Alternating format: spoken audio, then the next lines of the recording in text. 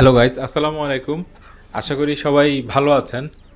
তো আজকের এই ভিডিওটা ওটা হচ্ছে যে আমার একটা এক্সপেরিমেন্টাল ভিডিও। এখানে যে এই মুরগিগুলো দেখতেছেন, এটা অনেকটা দেশি মুরগির মতো মনে হলো। এগুলো কিন্তু ব্রয়লারের মুরগি। যেটা হচ্ছে যে আমরা রেগুলার বাজারে যে ব্রয়লারের মুরগিগুলো পাই, এগুলারই জাত। এগুলার বাচ্চাকে আমি আলাদা করে এনে ছাদে একটা ছোট খাঁচায় লালন পালন করছি। এখন দেখছি যে এগুলো আসলে ভিন্ন উপায়ে লালন পালন করা যায় কিনা। সাধারণত আমরা ব্রয়লারের মুরগি হিসেবে যেগুলো খাই, দেখা যাচ্ছে যে সাদা মুরগিগুলো খুব হৃষ্টপুষ্ট হয় এবং একদমই নড়াচড়া করতে পারে না, খুব বেশি চর্বি থাকে। এই ধরনেরগুলো খাই আমরা।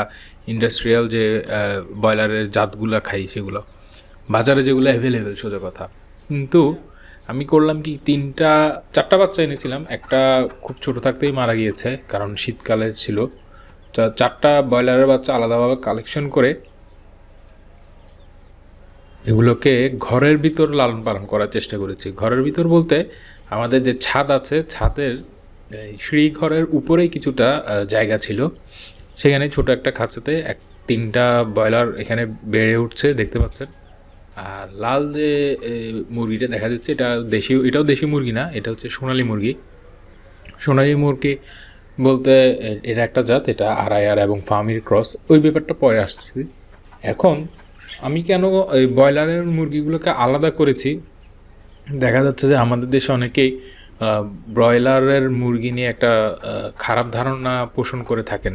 দেখা যায় যে ওটা খুব বেশি অসুখের বলা হয়, কিংবা এটাতে অনেক ধরনের আলাদা রোগ জীবাণু আছে, কিংবা অ্যান্টিবায়োটিকের অধিক ব্যবহার হয়। এই ধরনের একটা কথাবার্তা আমাদের প্রচলিত আছে। তো অনেকে এই জন্য ব্রয়লারের মুরগিটা খেতে চান না। কিন্তু এখানে আমি যেটা করেছি, এখানে কোনো ধরনের দানাদার খাবার দিইনি। দানাদার খাবার বলতে ব্রয়লারের যে ফিডটা, স্টার্টার কিংবা গ্রোয়ার, কোনো ধরনের ব্রয়লারের ফিড ইউজ না করেই এই পাখিগুলোকে লালন পালন করার চেষ্টা করেছি।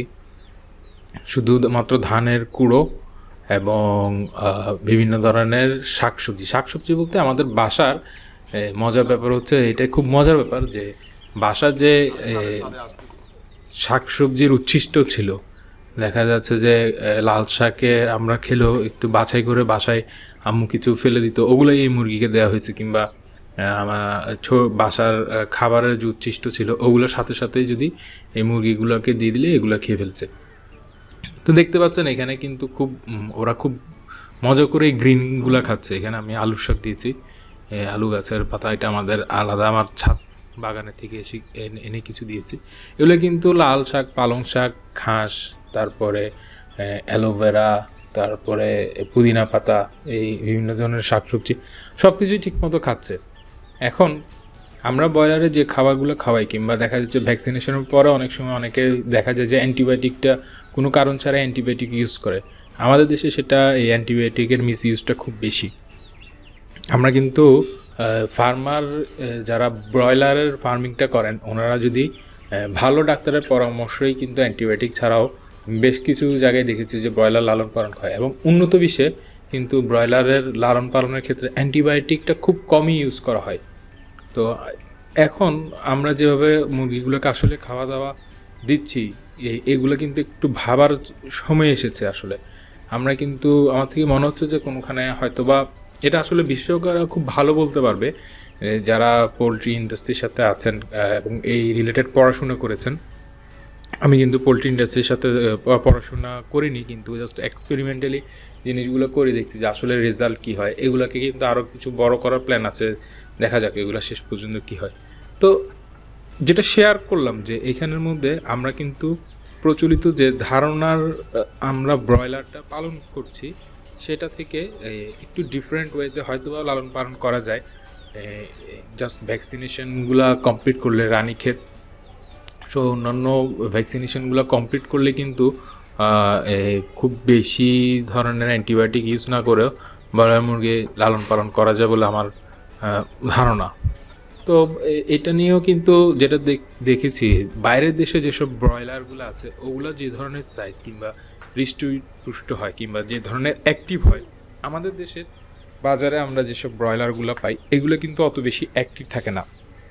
আমাদের দেশে মার্কেটের ব্রয়লারগুলো দেখা যায় যে মানে সে অনেক কষ্টে হাঁটতে পারে, নিজের পায়ে হয়তো বা 30 সেকেন্ড দাঁড়াইতে পারে না, এমন একটা অবস্থা তাদের হয়ে যায়। তো এই ব্যাপারগুলো কেন আসলে আবার দেখা যাচ্ছে যে কিছুদিন আগেই আমি খাদ্য অধিদপ্তরের বেশ কিছু কর্মকর্তা ব্রয়লার সম্পর্কে বেশ কিছু নিজেদের উদ্যোগী হয়ে রিপোর্ট দিয়েছেন যে আমাদের দেশে ব্রয়লারে অতিমাত্রায় অ্যান্টিবায়োটিক ইউজ হচ্ছে, কিংবা আমাদের দেশে ব্রয়লারের যে খাদ্যগুলো আছে ওগুলো নিয়ে কিছু বিতর্ক আছে। বিতর্ক থাকার অবকাশ যেমন আছে, এটা আসলে সরকারের পক্ষ থেকে কঠিন একটা মনিটরিং থাকলেই খুব বেশি সমস্যা হওয়ার কথা না। এখন আমাদের দেশে যেটা হয়, ব্রয়লার মুরগি যারা লালন পালন করেন অনেক সময় হয় কি ভেটেরিনারিদের ভালো মতো পরামর্শটা নেয় না। দেখা যায় যে ওষুধ কোম্পানি কোনো একটা ওষুধ দিল, কিংবা দেখা যাচ্ছে ভয়ে অতিরিক্ত অ্যান্টিবায়োটিকটা ইউজ করা হয়। দেখা যাচ্ছে যে যে মুরগি আসলে জাস্ট হালকা সর্দি কাশি হয়েছে ওইটাকে আমরা অ্যান্টিবায়োটিক দিয়ে দিই। আমাদের দেশে ফার্মার বেশ কিছু ফার্ম ঘুরে আমি এই জিনিসটা লক্ষ্য করেছি যে অ্যান্টিবায়োটিক ইউজ না, আসলে এটা মিস ইউজের পর্যায়ে চলে যায়। মিস ইউজ করার প্রবণতাটা আমাদের দেশে ফার্মারদের মধ্যে বেশি।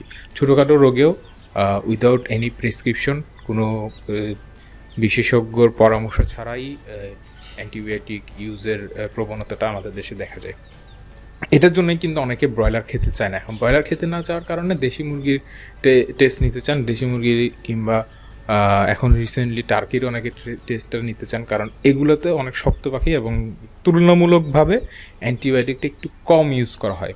এখন অ্যান্টিবায়োটিক কিন্তু একদম খারাপ না।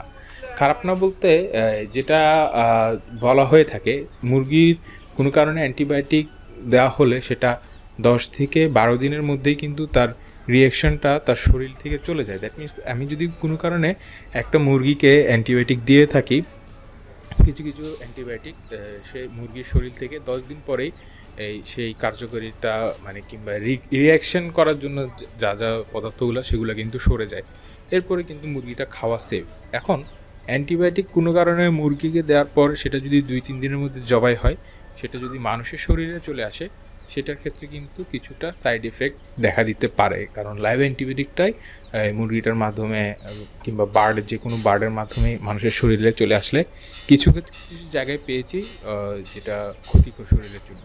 এটার জন্যই কিন্তু অনেকে আমাদের দেশে এখন দিন দিন ব্রয়লার সম্পর্কে অনেকেই আগ্রহটা হারাচ্ছেন। আবার কিছু ফার্মার এবং মাশাআল্লাহ আমাদের দেশে বেশ কিছু ভেটেরিয়ানের অর্গানাইজেশন দেখেছি যারা কৃষকদেরকে উদ্বুদ্ধ করছেন যে অ্যান্টিবায়োটিক ফ্রি ব্রয়লার কিভাবে লালন পালন করা যায়। এটা নিয়ে আসলে সরকারি যে সকল অধিদপ্তর আছে, প্রাণী সম্পদ অধিদপ্তর আছে, এছাড়াও যুব উন্নয়নে যারা ট্রেনিং দিচ্ছেন তাদেরকেও টোটালি মনিটরিংয়ের ব্যাপার আছে, কিংবা রুট লেভেলে অনেক ডাক্তার বিভিন্ন ওষুধ কোম্পানির যে রিপ্রেজেন্টেটিভরা আছেন, কিংবা যাদেরকে বিভিন্ন ছোটোখাটো ওষুধের দোকানদার, অনেক সময় দেখা যায় খাবারের দোকানদার কিংবা ওষুধের দোকানদারও কৃষকদেরকে ব্রয়লার অতিরিক্ত ওষুধ দেওয়ার জন্য, সেল বাড়াবার জন্য অতিরিক্ত ওষুধ ইউজ করার ক্ষেত্রে আগ্রহী করে তুলতে দেখা যায়। তো কৃষকরা আসলে সঠিকভাবে এই ইনফরমেশনটা আসলে জানছে কিনা, যারা ফার্মার আছেন তারা অনেক সময় হয় কি ভয়ে, যেটা আগে বলেছি, ভয়ে অনেক সময় অ্যান্টিবায়োটিক ইউজ করে। তো এই ব্যাপারগুলো আসলে একটু ভাবার সময় এসেছে, কারণ সবাইকে স্বাস্থ্য সচেতনতা নিতে হবে। আর যারা ছাদে এইরকম করতে চাচ্ছেন, এখানে আমি আসলে আমার কিছু ডাটা এখনও রেডি হয় নাই। ডাটা রেডি হয় না বলতে এটার FCR রেশিওটা আমি কীভাবে দিব এটা বুঝতে পারতেছি না, কারণ এদেরকে খাওয়া খরচ বাবদ আমার তেমন কোনো খরচ হয় না। কুড়া সাধারণত আটার ভুসি যেটা হয়, আটার ভুসি কেজি হয়তো 22 টাকা, এরা 2 কেজি কিংবা 2 কেজি মনে হয় খেয়েছে এ পর্যন্ত। তো এইভাবে আপনারাও ট্রাই করে দেখতে পারেন।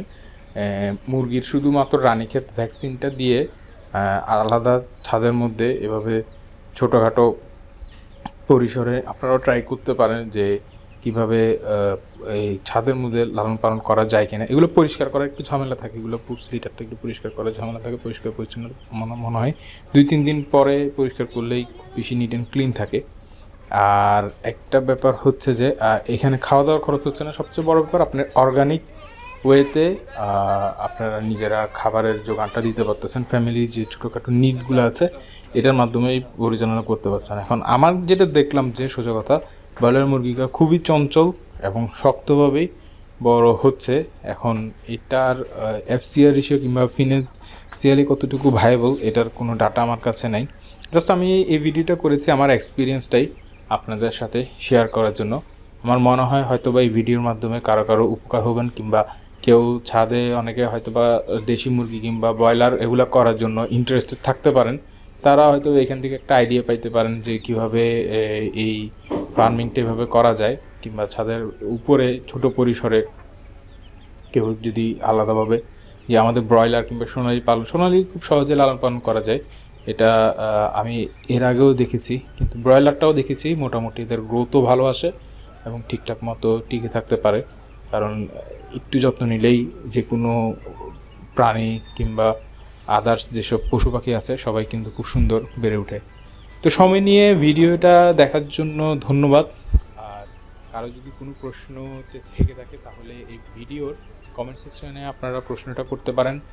আর বিভিন্ন ধরনের আলোচনার জন্য এগ্রো নিয়ে বিভিন্ন ধরনের আলোচনার জন্য আমাদের একটা গ্রুপ আছে, সেই গ্রুপের লিঙ্কটা আমি কমেন্ট সেকশন এবং ডিসক্রিপশন সেকশনে দিয়ে দিয়েছি। আপনারা সেখানে ফেসবুকে জয়েন করতে পারেন। কোনো কোয়েশ্চেন থাকলে ফেসবুকের মাধ্যমে আমাদেরকে জানাতে পারেন। সেখানে অনেক ফার্মারই অলরেডি আছে আপনাদেরকে হেল্প করার জন্য, তো ওখানেও আপনারা যোগাযোগ করতে পারেন। আশা করি এই ভিডিওটা আপনাদের উপকারে এসেছে। আর সময় নিয়ে ভিডিওটাতে দেখার জন্য আবার অনেক ধন্যবাদ। আসসালামু আলাইকুম।